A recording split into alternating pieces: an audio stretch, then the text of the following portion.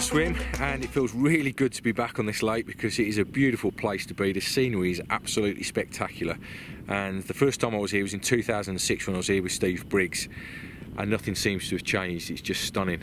Now, the swim that I've got, I've not actually chosen myself. I've had to go on a bit of local knowledge here because the guys at Morocco Carp are on the lake regularly. They know the spots, they know where the fish are coming from, and they've put me in this area where I don't know the name of it, but they tell me that there's been fish out to sort of 15 kilos or so in the last few days. So I'm pretty happy that there's carp going to be around here, and there seems to be an awful lot of water as well. There's a lot of options available to me. So what I'm going to do is spread the rods about. I'm going to start off with a rod round to the left here in this bay, one straight out in front of me, and one round to the right as well. And on a lake like this, because it's me first trip for many years, what I'm going to do is just stagger the rods at different distances and different depths as well, because last time I was here in 2006, although it was a long time ago, I do remember distinctly that we had to find the right depth at where the fish were. So there's no good putting all your eggs in one basket and fishing all at 20 metres or 10 metres or 5 metres or whatever. So I'm going to just try and stagger them about. But the one piece of information that's been really good to me is that at the moment I know that the water level's up, and it's going up roughly about ½ a metre a day. And on these big lakes like this, when the water level's coming up, in my experience generally the fish start to come into the margin. So I'm going to probably start off quite shallow, put the rods in only 2 or 3 metres of depth, and you know, sort of stagger them down to maybe 3 or 4 metres of depth. So just try and find where those fish are. And I do know as well that there's quite a lot of little ones in here at the minute. The fish have spawned really well, so I want to try and escape those. So I'm probably not going to put too much bait out either. It's just going to be a little bit here and there, a few scatterings around each hook bait. So that's where we're going to start, and I've got 10 days in front of me, so it's a long time to change things and try different options, but it's good to be here. So let's see where we get from here. I'm almost ready to rock. I've got my rods all kitted out, and I brought with me the 10-foot Exodus rods. Now these are only 40 odd quid in shops, which is fantastic price really for what they are. They're 10 foot in size, so they're perfect for travelling, and I've got these loaded up with the 12,000 ACR reels. I've got a 15-pound mono on those, and they're straight through to a braided leader, and on the end I've just got a lead clip and a 4-ounce lead. All I've got left to do is to tie the rigs up, tie them on and get them out there.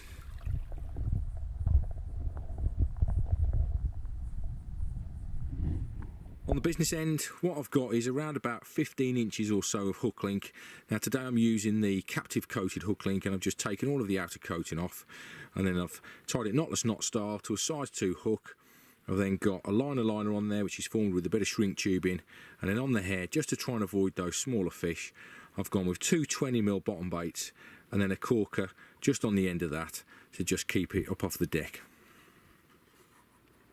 This kind of presentation is known as a stack rig because basically you've got a stack of baits on there. You've got the 2 20mm and then the corker on the end, and the idea is that when the small fish come into the swim and they start pecking away at the baits, they can only get those top 2 baits into their mouth. They'll keep going, they'll keep gorging, you will catch the odd smaller one, but the idea is that the baits are just left there, and when a big one comes into the swim, it hoovers it up and it goes straight into its mouth.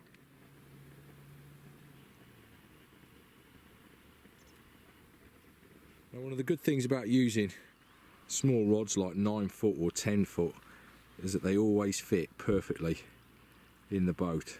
I've used 12s and 13s on the likes of Rainbow Lake, and when you've got that 2 or 3 foot of the rod tip just hanging over the end of the boat, it just gets in the way. but these ones, they fit perfectly.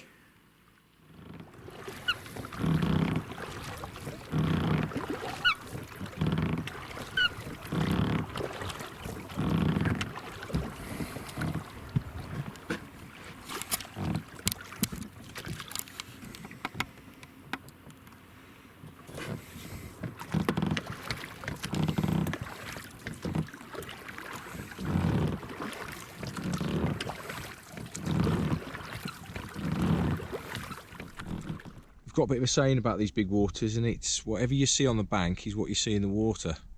So if you start seeing rocky outcrop, then the chances are that's what's going to be below the water.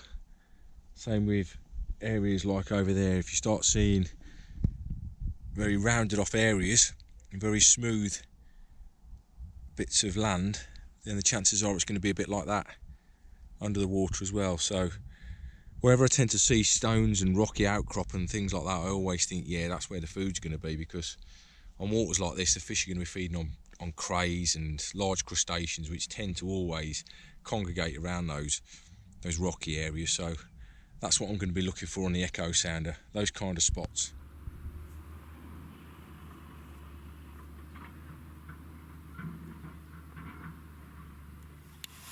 I've got the local dogs to keep me company. Hello darling, you alright? There's about half a dozen or so of them, and apparently this one, she's had 2 little puppies, and here's 2 of them. They're really shy, those 2 are. And apparently she had 4 puppies, but 2 of them are gone. Hello darling, just got a nice tongue in the face there. Hello little one, come here you 2 little ones. They're really shy, these 2 are, these 2 little ones. Hello fuss pants. Look at him, these are wild dogs from Morocco. They just want a bit of fuss, like all dogs do. Come here, little one. Come here. Hello. All right. And there's a shepherd over there, and he's got on the far bank, and he's got his own dogs, and they've just come around to this point here, and the dogs that have been in my swim just barked them all off. So they're really territorial. I presume 1 or 2 of the anglers have been giving them a bit of bait, but you know, these. Come here, little one. Come here. Sorry, that's the one with the 2 puppies. She had 4 apparently, 2 of them have gone. Don't know where they've gone, but there's loads of wild creatures knocking about, so I'm sure that 1 or 2 of them have been lost, unfortunately. Come here, Mum. Let's see how hungry they are then. Let me get my shadow out of the picture. And I've got some meat here, some sausages. Do you want some sausages, dear? Is that what you want, some fresh meat?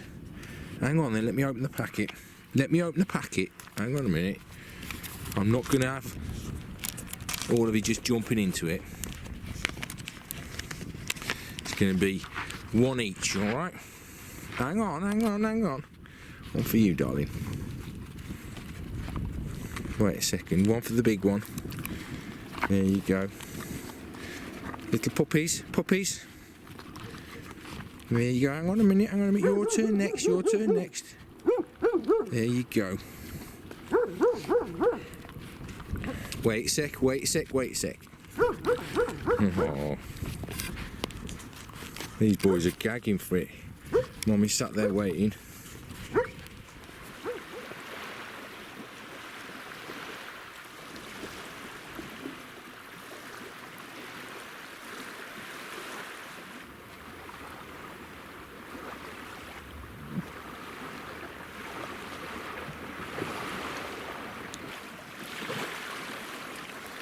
Hey, get off.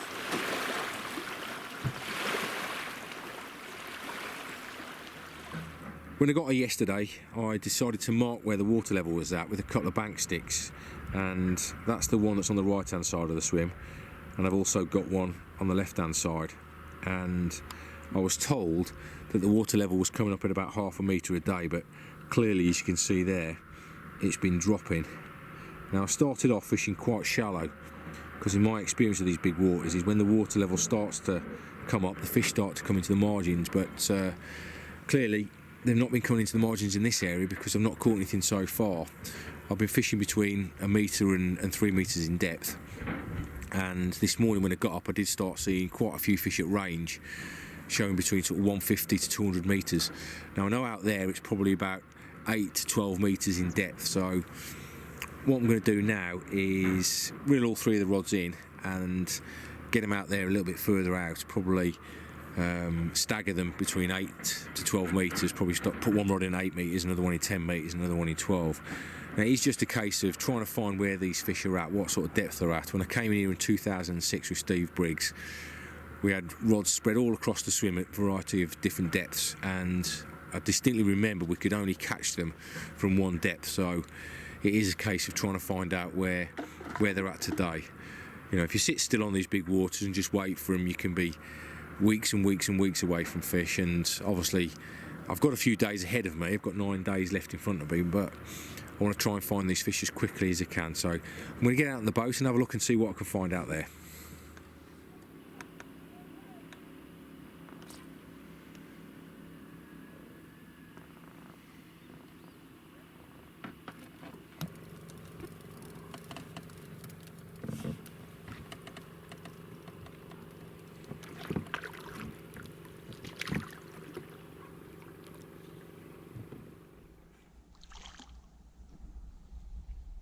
Look at that. A fish of about a pound in size with 3 massive boilies coming out of his mouth. Yee. One of the future stock. Come here, little thing.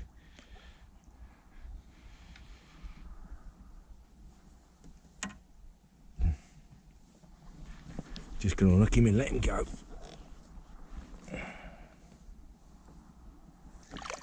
Come here.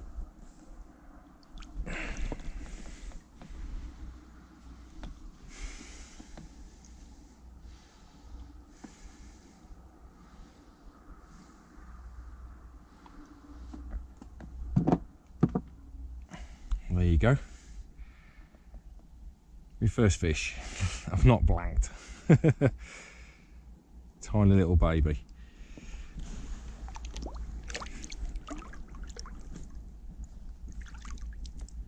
Day 2, and it's a little bit milder today than it was yesterday. It's still a lot warmer than it is back in England, because at the moment it's probably about 17 degrees, something like that. I think it starts to peak at about 18 degrees today, but it is going to get a lot warmer tomorrow and as we near the weekend. So where we're at the moment is that I'm getting plagued by the small fish. It's a little bit of an annoying thing, but I do know that out there are some better fish. You know, you've got to play the waiting game on these big waters. I've started getting a lot of messages off my mates from back home saying how you getting on and what you're catching, and then wanting to know why I'm not catching the big ones and stuff like that. And it reminds me a little bit of what I used to be like when I first started fishing on these big waters, because 20 years ago I was very impatient. I was a completely different carp angler to what I'm like nowadays. And I remember going on the likes of Cassian and Reduta and being really impatient and wanting to catch fish straight from the off. But someone like Steve Briggs, who I fished with quite a lot in those days, taught me some invaluable lessons, which really is you've just got to sit and wait. You've got to be very patient on these kind of waters. You know, it's I don't know how many thousand acres this lake is, but to just turn up here and drop on the fish straight away, it doesn't always happen like that. When we first fished this lake in 2006, the fish were a lot more naive than they are now, so it was a case of just finding them and casting out and catching them. But since then they've been pressured quite a lot. There's a lot of areas on this lake that they can move to and escape anglers' lines, and so it is a case of just sitting and waiting and hoping that they will turn up. We've got quite a lot of few days ahead of us, so Anthony's due in a few days' time, so I'll evaluate things as we get to sort of that stage. If we don't catch anything of any sort of substantial size by then I might decide to move swim. But you know, there's a long way till then, and it is a case of just sitting and waiting and hoping that one of these big ones turns up, and I'm sure they will do. I'm sure they're out there. You know, it is a numbers game trying to keep off those little fish, but I've switched over to tigers now, and that's definitely slowed them down, so we'll see how we get on. Oh, there's this little dog at the back there, you can just see him. He's desperate to come down. I think he wants to come and get some food, but the little dogs that I've got here in the swim keep chasing him off, and he's very timid. Just another one of the many wild dogs that are out here. It's crazy. A local guy came into my swim yesterday, and I don't know what he wanted because he couldn't speak English or French. He was chucking bricks at the dogs, and I had to stop him from doing it. You know, but that's just the way of life over here. You know, there are dog lovers out here, I can assure you of that. They're not all anti-dogs, because one of them had a little collar on, but there's so many of them, I think that they just become a bit of a nuisance to a lot of the locals. But I wish I could take them all home though. And I certainly know that my girlfriend Lucy back home would be absolutely desperate for me to take them all home. Take a look at that. This is one of the nuisance things that you get from having small carp or nuisance bream, etc. in the swim. I mean, we've got fish at the moment of about £1, £2, regularly taking the baits. And I've had 2 20mm and an 18mm hook bait on there. And somehow one of them has managed to tie it into a knot, and I've tried to unpick it and I just can't do it, so I'm going to have to re-rig this rod. Yep, a bit of a nuisance, but next bite might be that one that we're after. There's always something that happens on these trips whenever I go overseas, and the latest story is that, yeah, one of these dogs, that little one down there, who's fast asleep at the moment, has bit me about an hour or so ago. It was completely, I wouldn't say accidental, but it was my own fault, because he was scrapping with one of the other ones and I tried to split him up, and he's grabbed hold of my wrist and broken the skin. And I've just mentioned it to the guys at Morocco Carp, and they've said to me, yep, you've got to go down the local hospital and get an injection for rabies, because they are wild dogs, they don't know anything about them, and it's always better to be safe than sorry. And recently I think one of the British tourists over here got bitten by a cat and he died, so yeah, definitely worth getting checked out. But he's fast asleep at the moment, the culprit is, and I don't think he's got rabies, but it's definitely better to be safe than sorry. Well, I know everybody else is sat at home freezing at the moment, because I've just been looking on Instagram and there's loads of shots of icy cold setups and white over bivvies, but here it's 26 degrees. I might only be catching little fish at the moment, but I know there's big ones out there, and I'm just about to tuck into my dinner and watch the sun go down on a beautiful place. It really is a fantastic lake to fish, this place. Really, really special, got its own uniqueness about it. What a lovely evening.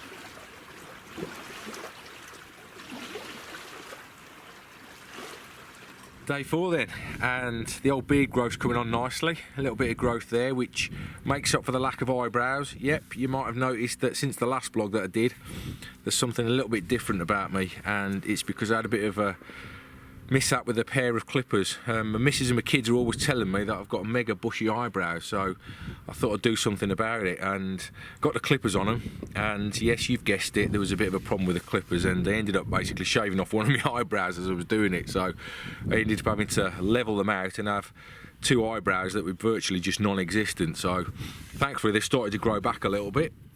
Yep.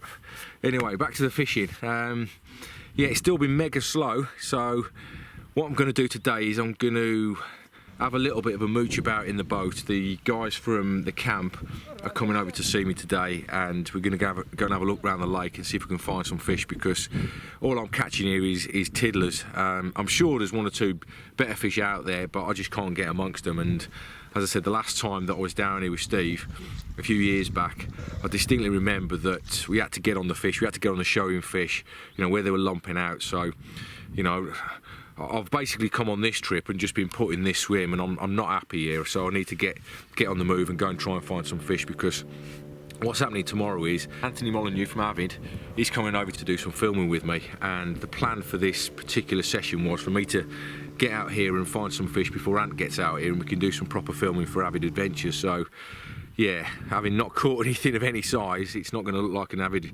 Adventures much if I can't get on some better fish. So that's what I'm going to do today. I'm just about to start packing up, and the lads are going to come over and get me, and we're going to have a little mooch around the lake and see if we can find some better fish. It's amazing to see the amount of bubbles that are coming up off the bottom out there, and apparently it's the old riverbed just gassing up. It's not fish, it's just the lake bed turning over. Absolutely incredible to see. It's just bubbles everywhere.